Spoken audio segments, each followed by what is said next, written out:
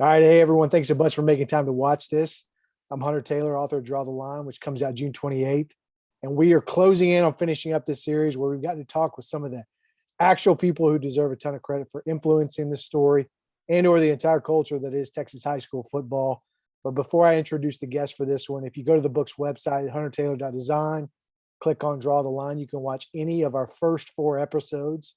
We had Coach Danny Long with broadcaster David Smoke. We followed that up with Coach Alan Metzel, Coach Olin Johnson, and CBS 19's Reagan Roy Young.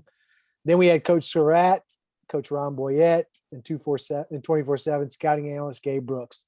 And lastly, we had former member of the 2014 Gilmer State Championship team and current NFL player Blake Lynch, along with Inside Texas's Justin Wells. All the episodes have been amazing and are also on YouTube by simply looking up Draw the Line interviews. And now for this one, and this is one everybody I think will want to watch this one just because of the lineup. We've got current UIL athletic director, Dr. Susan Elza, current head football coach and athletic director of the Longview Lobos, John King, and longtime sports editor of the Longview News-Journal, Jack Stallard. Everyone, thank you so much again for agreeing to do this. Glad to be here. Oh, heck yeah. No doubt. Thank you, Dr. Taylor, for asking us to be here. Absolutely. Well, I know time is limited with this crew just because of y'all's responsibility. So I'm going to get going. Dr. Elza, I'm going to start with you. You're from Waco. You coached and served as an administrator in the DFW area, and you're the first female to serve as the UIL's athletic director. This book takes a deep dive into the East Texas region. Now, you've seen a lot of ball in a variety of roles. If you wouldn't mind, how would you describe the style of play, the type of athlete, and the personality of the coach that comes from East Texas? Well, I'll probably steal everybody's word on this one. I mean, it's just gritty and like a determination that I've personally never seen in athletics. And that's the beauty of being in this job. You get exposed to so many things. And the kids are tough. The coaches are tough. The kids allow the coaches, the parents allow the coaches to coach in a tough way, make their kids better. It's unlike anything I've ever seen. I mean, it's almost like you're going into, this different zone of Texas. And I know it is. I mean, it's East Texas, right? But you're going into this brotherhood and sisterhood that everybody believes in the same things. And they want kids to succeed. And they're not going to back off coaching kids in a hard way to make them better. It's a beautiful thing. It honestly is. What about the personality of the coaches from that region that you've interacted with? One of them's on this. That's probably one of my favorites here. I mean, they're all, I'll try not to use any cuss words in this, but they got some crap down their neck, and that's a good thing. I mean, we believe in what we do. We stand behind what we do. We're doing it in the right way, and we're going to make kids better, by God. And it's a by God attitude, and I love it. I mean, and it permeates. I do think it starts with football, but and I'm drawing on my own experience. Most of what I learned, I mean, I wanted to emulate what football coaches did, and and all coaches somewhat want to emulate that, and I think we all want that grit and determination. But what you want with that in this day and time is you want the buy-in from the parents, because the parents trust you and know you're going to make their kids better. And like I said, it's unlike anything you'll see in other areas of the state, because it's consistent throughout all programs in that area of East Texas. And I love it. And I love that they welcome us into that and let us be a part of it. Absolutely. Coach King, same question to you. Style of play, type of kid, type of athlete, and personality of the coach that makes up the area of East Texas. I'll say this. I think the style of play and what we do out here mirrors the communities we live in. There's hardworking, tough people out here. And when you talk about East Texas athletes, you're talking about speed, toughness, and just tremendous community support for each team that we have. And the parents out here in East Texas let you coach the kids. I mean, we mean so much to these kids. We're their coach, we're their personal trainer, because a lot of them, I mean, they can't afford to go pay somebody to train them. I mean, we're that guy. And man, it feels great to be able to coach kids that grow up playing together, playing for their community.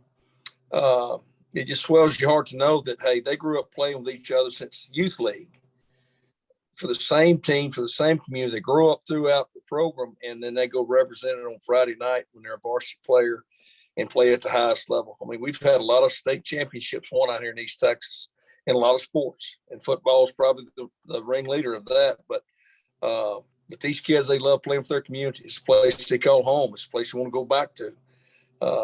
And East Texas coaches, there's some characters out here. I can tell you there's some really good football coaches, tough on kids, know how to take care of kids. And as I said, I think the style of play kind of mirrors the area we live in. I mean, it's tough people out here, hardworking, blue-collar people. And, I tell people all the time, my style may not work other places, but it works in East Texas, and I'm proud to call it home. Jack, you've seen as much ball as anybody on this Zoom from that particular region. You've seen so many. So same question for you. Finish it up. Well, I mean, yeah, this is about to start my 37th year doing this. All of it in East Texas. Started in Kilgore, went to Lufkin, been back in Longview for about 25 years now. And I think they all tie together, to be honest. Style of play, type of athlete, personality coach. I've seen every style of play that you can have as far as, say an offensive style. I've seen teams win state championships with the wing T. I've seen them with the spread. I've seen them with the basic pro style. And to me, that speaks volumes about the type of athlete. They just adapt and they just adjust to whatever, and the main thing, these kids, they want to win and they want to be coached. So now you've got kids that want to win. They don't care if they're throwing the ball 45 times a game or if they're running it 55 times a game.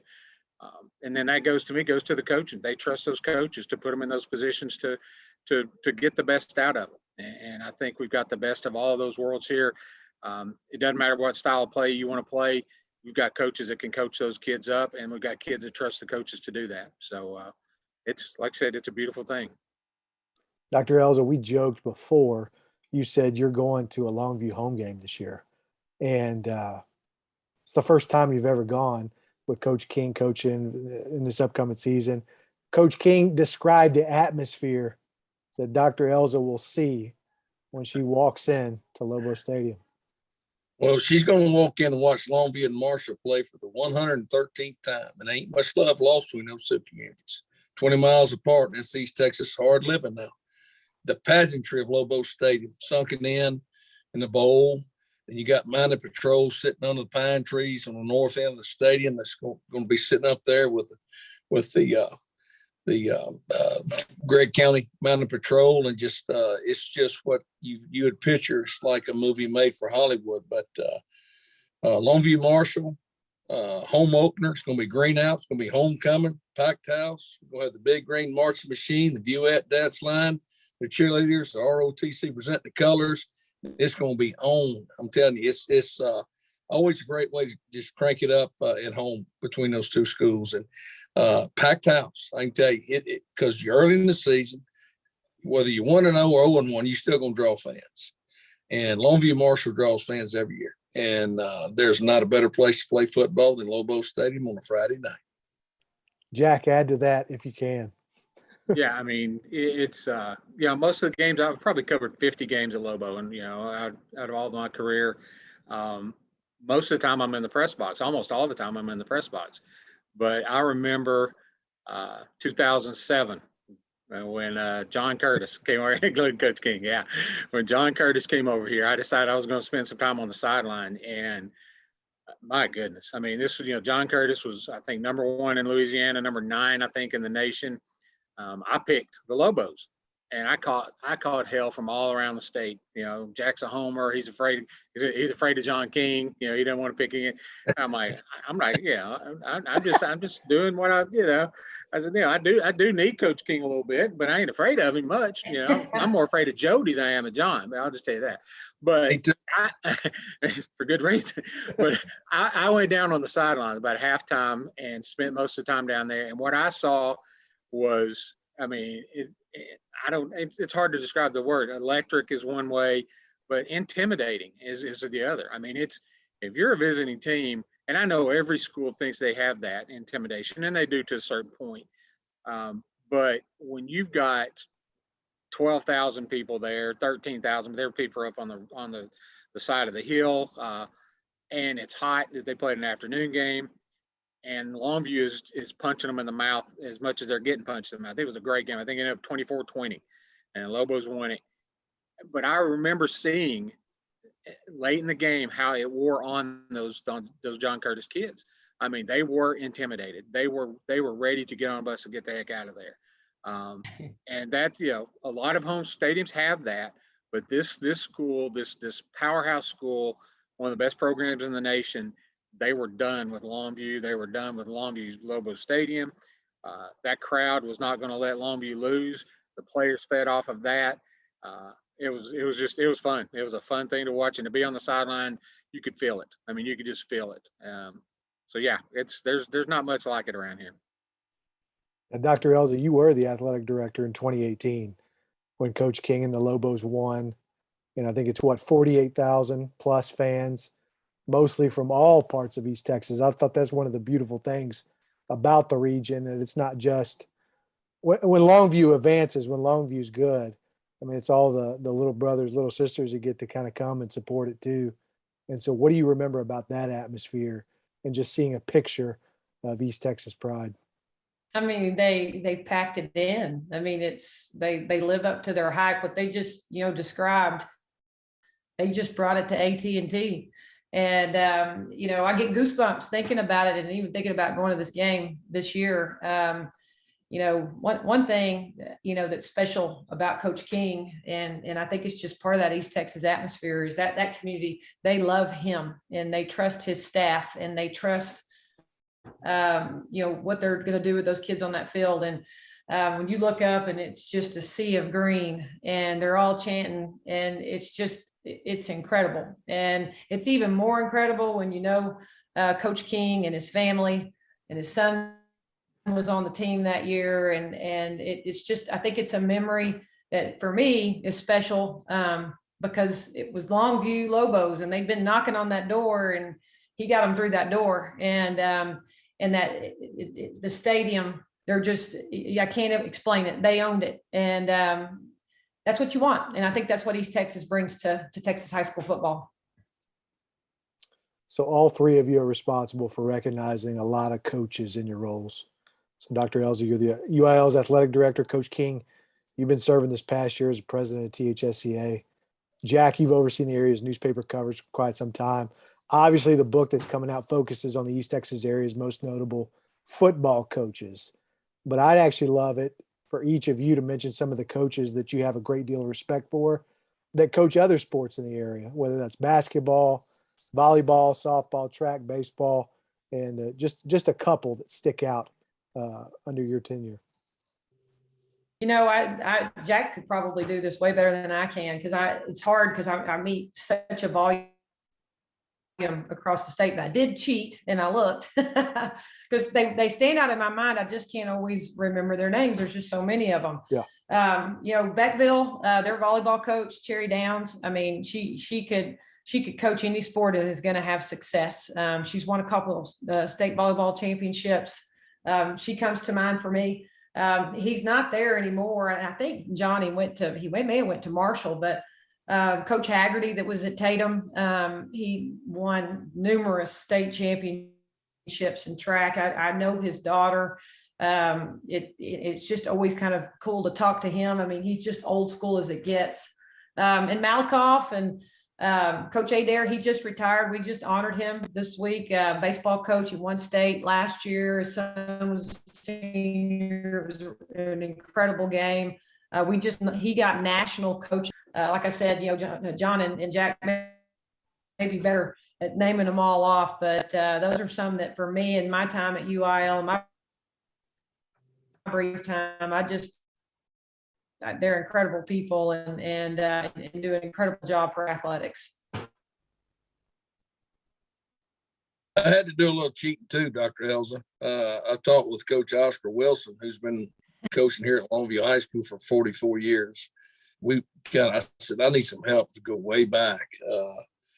But I mean, track coaches are about like football coaches, just because of the speed we have in East Texas. And there's a bunch of them, from Curtis Jones, Willie Todd, That was at Pemberton High School, and also later at Marshall High School. Jimmy Franklin from Tyler, Ray Mina, Texas High, Tommy Early at Lufkin, Dan Graham and Willie Knowles, Pine Tree, Tommy Miller at Hallsville. Basketball, I'd be remiss if I didn't mention Tommy Aldrich and Leroy Romance, two guys at Longview High School that won state championship in boys and girls basketball. JT McManus at Lufkin's had a lot of success. Volleyball, Carol Lee Music, White Oak, Pine Tree. She has been dominant on everything she's done. Softball coaches, a guy that used to be defense coordinator here at Longview High School, Mark Comfort, had a lot of success at Pine Tree and Spring Hill as a softball coach. They hadn't had success since he retired the way they did when he was there. And then baseball coaches, Jackie Lloyd at Marshall, Andy Malone, who was also a Longview coach and a Longview graduate, had a lot of success at Abilene Cooper and later on his career at Longview High School. So it's a ton of coaches, and I've been here 23 years. I'm sorry I don't know more than that, but I know there's been a bunch leading up to that. Yeah, and I'm fortunate. I mean, I started out, I guess this is my 37th year. I started when I was 21. First coach I dealt with a lot was a football coach, James Cameron at Kilgore. But that same year, and it really helped shape my career a little bit, the volleyball coach, Kathy Maringer. And I think Dr. Elza, I mentioned this when I got my award last year. When I first started doing this, I was flat out told by some of the old time sports guys, don't worry about girls sports. Nobody cares about girls sports. Nobody buys papers because of girls sports. Concentrate on football. I was a little hard headed. I went out and started watching the Kilgore High School volleyball team play. And they had a coach, Kathy Maringer, real young. She retired just a couple of years ago. But I started watching them. I realized how hard those girls worked. And I just fell in love with those girls and fell in love with that coach and how hard they worked. I mean, they're in an unair conditioned gym, doing 3-a-day practices. Started watching them, started covering them. They went on and went to the state championship, to the Final Four. And first time I'd ever done it. And I saw the town went nuts. And I realized, yeah, people do care about girls sports. So I've always really, tried my best to help out with the girls sports, give them the coverage they need. And a lot of those coaches, Coach King mentioned Carol Lee Music, more than 800 wins, state championship, constant presence at the state tournament. Right now, I mean, you mentioned Coach Downs at Beckville. I covered her. She was a basketball star. She was a basketball kid, and man, I covered her when she played, and she's doing a great job there. Levin Barker down at Tatum. This guy's got over 600 wins. He's got over 100 wins at 4 different schools, and he doesn't jump around a lot. He goes there and stays and turns these programs around, and everywhere he goes, he wins. So those guys in volleyball. Softball, some up and comers we've got around here. Caleb Watley at Hallsville, Tisha Thompson at Hugh Springs. Covered both of those kids when they played. It's most of the coaches around here. One of the things I love when they go off and they go to college, they come back and they coach most of the time where they played high school. So they love East Texas. There's so many. They mentioned most of them, but just some of these. The young and up and comers are great, but some of the old school ones like Coach Music. Coach Barker in volleyball, baseball, guys jump, Coach Goldman at Longview, he's got his 500th win. So we've just been very blessed around here with coaches at every level, every sport. Well, another big part of this book, I think I'd mentioned it to both of you beforehand, or to all of you beforehand, like it's a big on trying to depict how big apprenticeship is in the coaching profession, how mentoring takes place. Somebody learns under somebody. Then somebody gets a chance to take it to another school, add on to it. They do the same thing. They mentor another group of young coaches. It kind of spreads that way. I've actually heard Dr. Elza and Coach King speak about mentors they learned under. And if you wouldn't mind, I'd love it if both of you just articulated who you learned under that was super influential into your coaching careers. I'll go first. And my internet connection may be a little tricky. So when I was at Garland Lakeview, and then I went to Allen. I was hired by one of the longest standing athletic directors in Garland, Homer Johnson. And I was only there 3 years, but if you don't learn from Homer Johnson, something's the matter with you. But then probably the next hire was the one that influenced me the most. Todd Graham was at Allen at the time. He was the athletic director, head football coach, and he taught me so much. I mean, he didn't judge me by my gender. He didn't judge me by the sport that I coached. He, all you did was had to go in and tell him, these are my goals. And he was going to make sure you met those goals. And, he went on to coach in college and has had several stops and then a little bit of a crazy one in his last one at Hawaii, but I can pick up the phone any day and call him and ask him. He was a great mentor for me. And, I look back on those times and I remember saying, Todd, I want to be, I want to be an athletic director. That's what I want to be. And he said, all right, get your ass in the football office and sit in here and watch us. And I officed in there, and I watched so much offensive and defensive preparation and special teams. I mean, but I needed to see that, because if you get in that tunnel vision of where you're at, you're going to stay there. And he wouldn't allow me to stay there. And he took me outside my comfort zone, and he gave me great vision and great support at an early time in my career. And I'm forever grateful for him. I had a lot of great high school coaches that influenced me to get this profession. Never did push me, but just the way they treated me and the mannerisms that they coached me with and made me want to be a coach. They were my heroes growing up, outside of my dad. But the biggest influence on me from a professional standpoint has been Pat Collins. I came here with Coach Collins in 2000. I hired on with him in 1996 as an assistant coach, and I was fortunate enough to be offered a chance to come with him to Longview. Of course, he recommended me for the head job, and everybody thought he was crazy, but it's turned out pretty good for us since. But the thing about Coach Collins was you knew we were still with him every day, whether it was good or bad. I mean, I have taken some ass chewings, I'm gonna tell you, and he can lay them on you as good as anybody. Still can. I tell you, I went to work for him in 96. I'm still working for him today, even though he's not employed by Longview ISD, but I would not do anything that would upset him in terms of how I coach, what we do as a program, entire athletic program. He's the one that probably influenced me the most to understand this more than football. There's people that are in the band, there's cheerleaders, there's dance line people. Everybody cares. And I was one of those guys, didn't understand it early on, but he taught me that. And I did listen to what he had to tell me. But the biggest thing with Coach Collins was be organized, have a plan, make sure the players feel good. It may not make the coaches feel good. You're going to take care of your coaches. I'm not saying mistreat them, but what's most important is how the players feel. And, from a physical standpoint or a mental standpoint, sometimes you make them work them in the ground, not going to perform. I mean, you may feel good practicing for 4 hours, but they're not ready to play. Now, whose fault is that? That's the coach. So you need to be smart in how you prepare for that. And the last piece of advice he gave me when I became the head coach and athletic director is don't overspend your budget. He told me, he said, if you win, you get all you want. So don't overspend your budget. Even when you win, don't overspend your budget. So Coach Collins has been a big influence for me.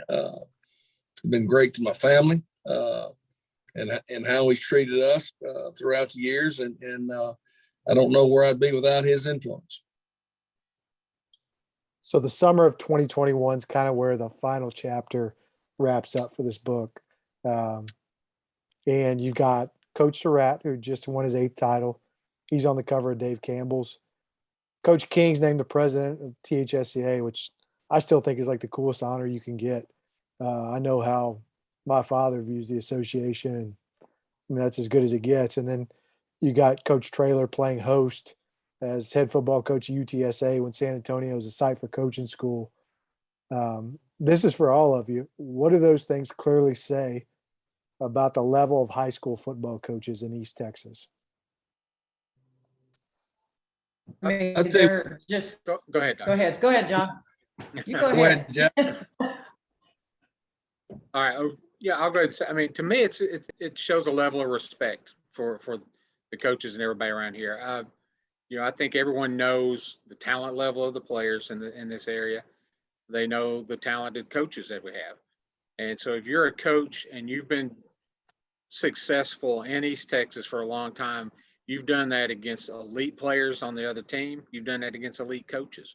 And when you have that kind of success, uh, you know, year after year after year, it's a you gain a level of respect from around the state, whether they like you or not. They respect you and what you did. So I think what Coach Traylor's done is just it shows some respect. You know, these guys are like, hey, yeah, maybe these guys can do this.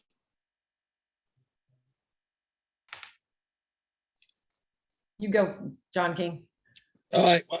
Well, to me, I think it just says that, high school coaches probably do the best job of coaching anywhere in the nation, because you got to play the hand you dealt. You don't get to go recruit new players. You got to develop talent from the middle school up to the high school. And you've got to have a vertical alignment and a horizontal alignment with your program and know what's coming from one year to the next. You won't get caught, in a lean year, so to speak. But you got to make adjustments based on your depth chart. And, I know Surratt, he's done an excellent job there at Carthage, winning 8 state championships. He'll probably win 8 more before he retires. Jeff Traylor's going to win a ton more ball games. He can win games in Gilmer, Texas, San Antonio. He can go to the NFL and win games. He can coach kids. He can coach people. He can handle people. And I think, the biggest thing about East Texas, that's what it is, being able to handle people and develop kids, from middle school to high school. That's the key. And both those guys have done an outstanding job. Now, me becoming president of Texas High School Coaches Association probably was a mistake. So I got I got in because Kent Jackson retired. I wasn't even supposed to be up for vote. He retires. I get up for vote, and when your son commits to A&M and you win a state championship, all of a sudden you get more votes. So it's probably great I got them. It works. I don't know that I agree with you, but the one thing that I don't, these guys covered it. I mean, but the one thing that I know about East Texas football is that people are trying to get into East Texas. I mean, I have 2 colleagues that just, Josh Gibson at Pleasant Grove. I mean, he came from Frisco, and Clint Fuller, that was got the job at Kilgore, came off of that staff, but everybody wants to get in there and get a piece of that talent out there and get a piece of that culture and all of that. And I think it says a lot for East Texas when you see Jeff go over to UTSA and, hey, y'all, I was a Bobcat, eat 'em up Cats, Texas State, here we go. Southwest Texas, I'm old. But, you would think maybe Southwest Texas, Texas State would have a little bit more opportunity than UTSA to have a successful program.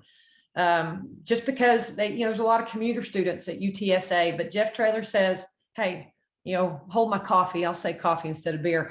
Hold my coffee, watch this, because I'm going to show you how coaching's done. Because he, the one thing that I saw about him from Texas to the setback that he had at Texas with a coaching change, and he goes on to SMU and Arkansas, and he never left his belief system.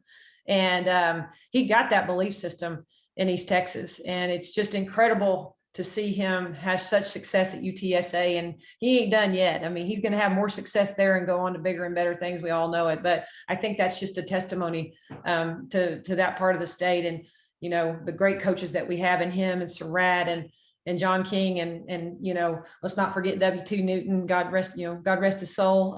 There's just so many incredible ones, y'all. And it doesn't surprise me at all. This is awesome. Last question. I mean, y'all kind of covered some of the things I had at the end, but if you've got one good story on Coach Traylor that you can share on this, let's hear it. One good one. I got one real quick. Just again, meant a lot to me.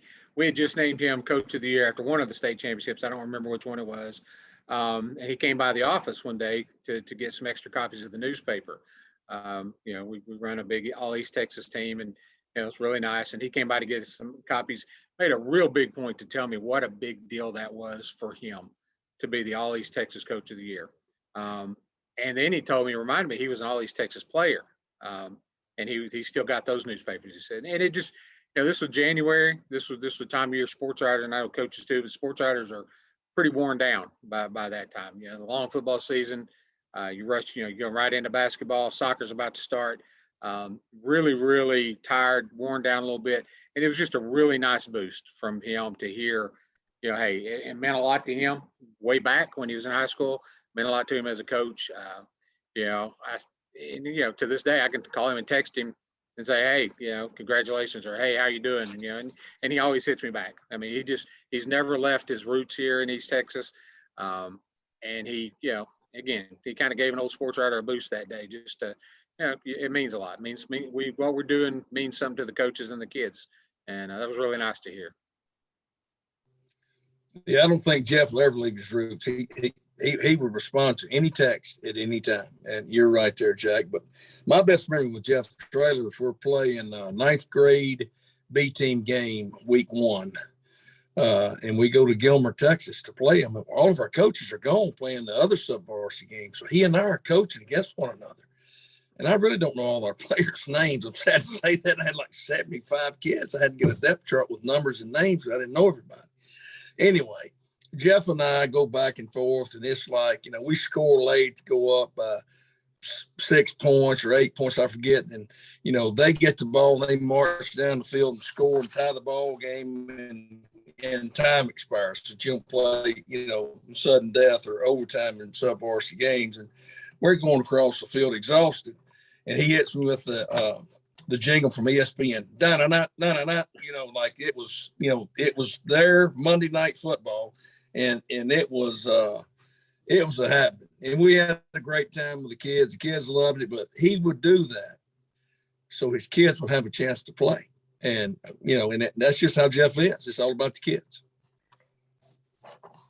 Yeah, my story. Those are great ones. My story is just I've only been at UIL 7 years, and obviously if you keep up with any sport, you knew who Jeff Traylor was, and I know when I got to UIL, he was at Texas, the University of Texas, and he reached out to me and congratulated me, and we just stayed in touch from there on, and it was.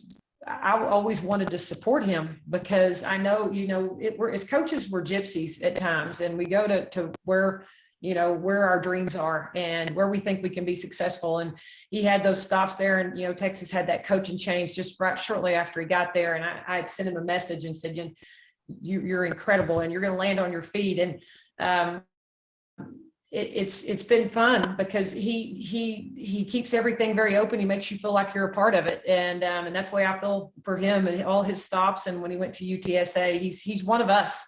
And that's why we love him. He stays true to his self and his own personal beliefs. And that's what's made him successful. And I'm just glad to call him friend. I mean, he fits all the billing that everybody's talked about. It's awesome. Yeah, this was perfect. I was looking forward to this one for a while. So I know this is, again, tough time and late at night, and you got other things and all this kind of stuff. But y'all are 3 of the classiest people in all of the areas of athletics and just in life in general. And thank you so much for doing this with me. And I just really appreciate this a bunch. So thank all of you. Thanks for having us. Thanks for having us. I'll see you. I'll see y'all before then, but I'm ready for that whole Lobo Stadium experience, John King. I'm ready. Jack, you need to come that night. We just need to make it a big party. I sort of say, I think I might have to pull rank and cover that one. Yeah. All right. Awesome. Oh, you bet. Thank you, Dr. Taylor. Thank you. And and this guy's dad, he don't brag on his dad, but Bruce Taylor, my God, 50-something years coaching, won him a state championship in Mississippi. Great guy. He would be at every clinic we were at, every one. So you tell your dad hello. Yes, sir, I will. Thank y'all. Good to see y'all. Thank you.